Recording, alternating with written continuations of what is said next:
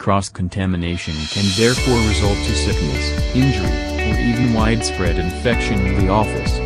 Whether you are a regular employee, a top management supervisor, or a member of the cleaning crew, you must do your part to help minimize the risk of cross-contamination in the office. The following tips will make your office environment less susceptible to cross-contamination. 1. Clean from top to bottom. 2. Trade outdated practices with highly effective cleaning products and methods. 3. Color code and categorize. 4. Segregate and organize cleaning tools and equipment. 5. Implement training and communication programs.